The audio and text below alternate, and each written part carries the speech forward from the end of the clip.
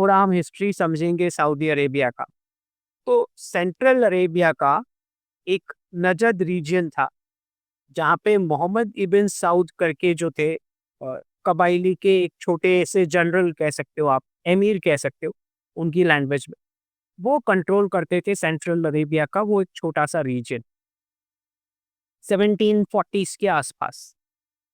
तो एक religious scholar हैं जो वहाब आइडियोलॉजी से बिलोंग करते हैं, और उनके सपोर्टर्स जो हैं उसमें अच्छा खासा फिनेंस है और अच्छा खासा वॉरियर का भी एक ग्रुप है। तो पुराने ज़माने में आप सब समझ सकते हैं कि जो अलायंस हुआ करते थे मैरिज के, उसमें ये देखा जाता था कि भई सामने वाला जो फैमिली है, वो क्या बेनिफिट दिला सकता है। तो या तो कि कोई है जिन्हें फाइनेंस की ज़रूरत है, तो वो ऐसे फैमिली में शादी करेगा जहाँ पे फाइनेंस का जो गैप है वो भर जाए। या तो ऐसी जगह शादी करेगा जहाँ पे वॉरियर्स की रिक्वायरमेंट है, तो सामने वाले ग्रुप के पास वॉरियर्स अच्छे हैं। तो इस प्रकार से मोनार्क्स में शादियाँ हुआ करती थी। तो जो एमबीएस के फोर फादर्स हैं उस ज़माने के, तब उन्होंने एक डील स्ट्राइक करा किसके साथ? मोहम्मद इब्न वहाब। ये एक रिलीजियस स्कॉलर था, जिनके पास फाइनेंस और वॉरियर्स का एक ग्रुप था, और बड़ा अच्छा खासा सपोर्ट था। तो इब्न वहाब जो है मोहम्मद, उन्होंने एक कंडीशन रखी कि अपनी बेटी की शादी तो करवा देंगे वो साउथ फैमिली के जो एल्डेस्ट सन है उसके साथ, लेकिन एक कंडीशन है। कंडीशन उनकी ये है कि ये शादी तब हो पाएगी जब साउथ फैमिली ये प्रॉमिस करे कि वो खाली पॉलिटिक्स को रूल करेगा, रिलीजन को वो रूल नहीं करेगा। तो रिलीजन, इस्लामिक रिलीजन की जो भी रिक्वायरमेंट्स हैं, वो वहाब फैमिली डिसाइड करेगा कि वो कैसा होना चाहिए, सोसाइटी कैसा होना चाहिए, वो सब वो तय करेंगे। आप खाली रूल करोगे। तो ये डील के तहत वो वहाब फैमिली के साथ शादी हुई। और फिर आप जानते हैं 300 साल में फिर क्या-क्या हुआ है। जो रेडिकलाइजेशन हम सब समझते हैं कि अ, वही जो पॉइंट ऑफ ओरिजिन से ही ये सब स्टार्ट हुआ। तो 1744 का ये जो मैरिज का अलायंस है, वो 1932 तक आते-आते अ, इतना बड़ा रीजन कवर हो गया मिलिट्री सपोर्ट के साथ। फिर साउद फैमिली ने जो है वो पूरे प्रदेश को सऊदी अरेबिया नाम दे दिया।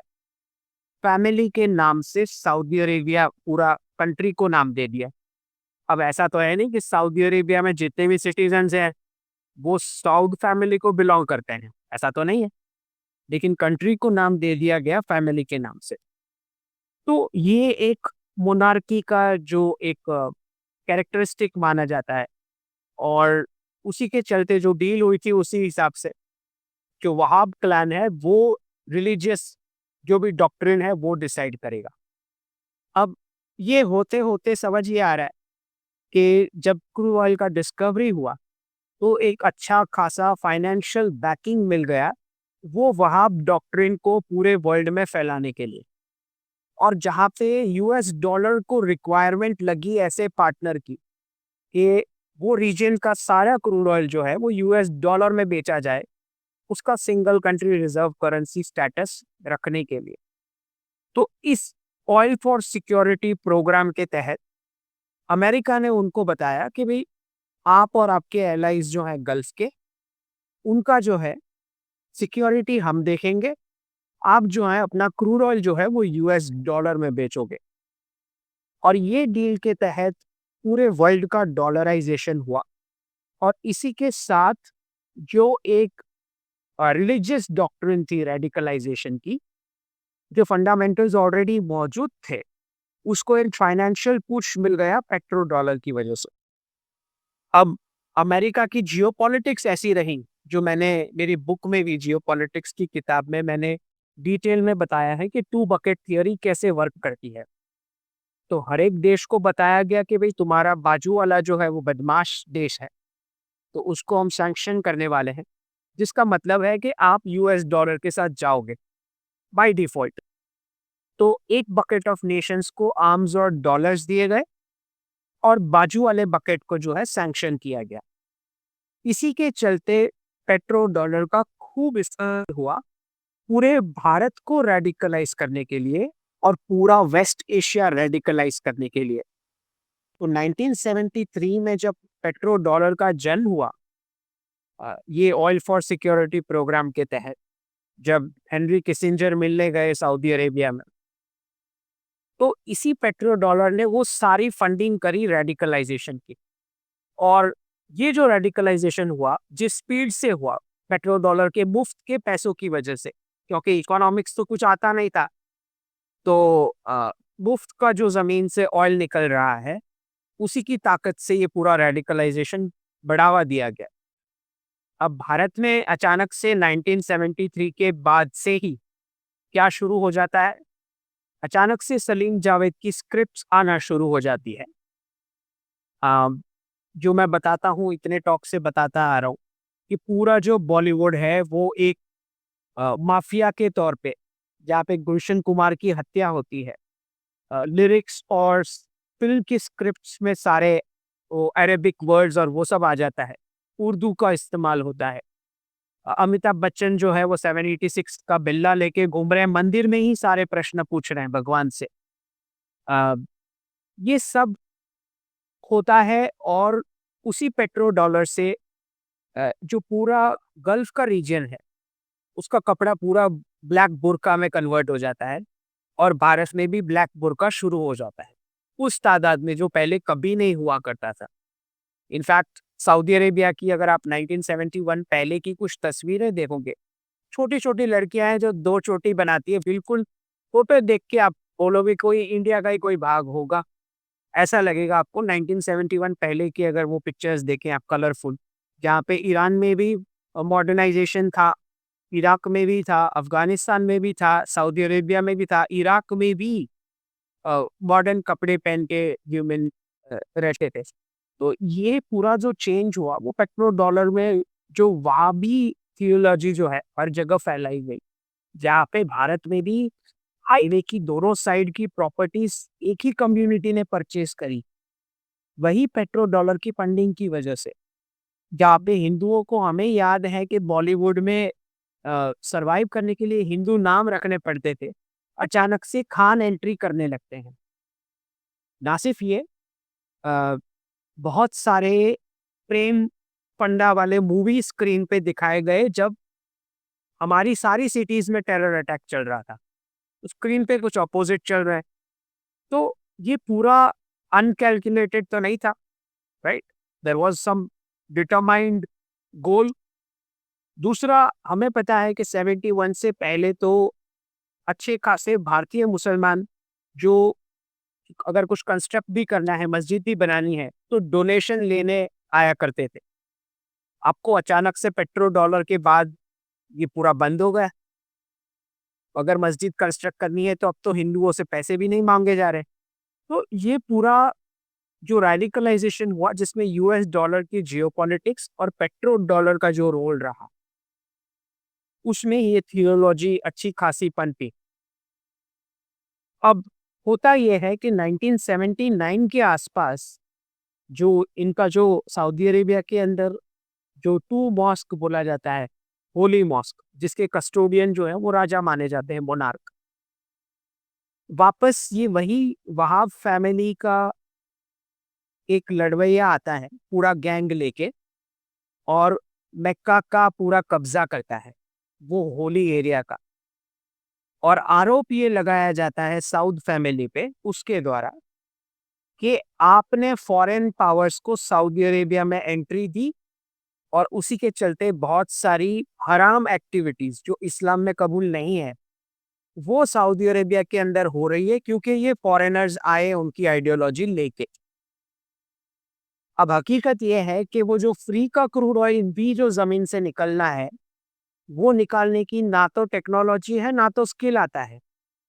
तो बिना फॉरेनर्स, वर्कर्स, ये सब आए और अमेरिकी कंपनीज और फंडिंग के बिना ये क्रूड ऑयल तो निकलना भी नहीं था। तो निकाल के पैक करके मार्केट करके बेचने के लिए भी आपको फॉरेनर्स की जरूरत थी। ठीक, क्योंकि स्किल्स तो कुछ है नहीं, पूरा रेडिकलाइजेशन है, मुफ्त का पैसा है क्रूड ऑयल का। तो ये 1979 के आसपास जब ये कब्जा हुआ मक्का का, तो साउद फैमिली ने फिर मदद ली फॉरेन पावर्स, स्पेसिफिकली जो फ्रेंच मिलिट्री के लड़ाके थे, वो आके उन्होंने वो जगह मुक्त करवाई। और फिर आप जानते हैं कि हमारे जो अब नए लीडर हैं, जो एमबीएस है, क्राउन प्रिंस, जिन्होंने पुराने क्राउन प्रिंस को टेक ओवर किया। अगर आप सबने वो वीडियो देखी होगी, उनसे पहले जो क्राउन प्रिंस थे, नायफ करके थे, जो सीआईए और यूएस के चहीते थे, और उनको हटा के क्राउन प्रिंस एमबीएस जो है, वो प्रेसिडेंट ट्रम्प के फर्स्ट टर्म के दौरान नए क्राउन प्रिंस बन गए। अब जो है, ये वही दौरान, अ, उसी दौरान ये जो हुआ यहाँ पे, इसके साथ-साथ पैरेलल डी-रेडिकलाइज़ेशन और डी-डॉलराइज़ेशन शुरू हो चुका था, प्रेज़िडेंट ट्रम्प के फर्स्ट टर्म में ही।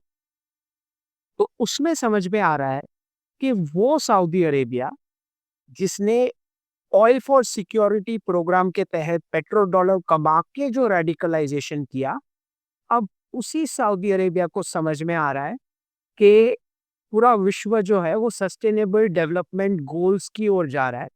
वो रिन्यूएबल एनर्जी की ओर जा रहा है। क्रूड ऑयल का स्टॉक अगर बचा भी है 25-30 साल का, तो उसका रिलेवेंस कितना बचा होगा फ्यूचर में। जब ये सारे प्रश्न आए और एनडीएस जो है वो नए क्राउन प्रिंस बने थे, तो उन्होंने एक विजन दिखाया। उनका विजन ये था कि सोसाइटी को हमको लिबरेट करना पड़ेगा, स्किल्स लेने पड़ेंगे, इकोनॉमिक्स कुछ सीखना पड़ेगा, तो हम फ्यूचर में सर्वाइव कर पाएंगे, हमको वापस ऊँट पे नहीं जाना। तो उन्हें भी समझ आ रहा है कि पाकिस्तान की जो हालत हुई, जहाँ पे मुफ्त का कोई क्रूड ऑयल ज़मीन से नहीं निकला, तो वो कटोरे लेके हर जगह घूमता है। तो अरब्स नहीं चाहते कि उनकी वो हालत हो। तो उनके चलते उन्होंने इंटरनेशनल पार्टनर्स को खोजना शुरू किया। एक छोटा-सा क्लिप अगर आप यूट्यूब पे सर्च करेंगे, जब क्राउन प्रिंस एमबीएस पहली बार भारत आए, आई थिंक चौथा या 5वां दिन था पुलवामा टेरर अटैक के, और रात को उनकी लैंडिंग होती है, और पीछे ढोल नगाड़े के अलावा शंखनाद होता है, जो रात को कभी भारत इस्तेमाल नहीं करता।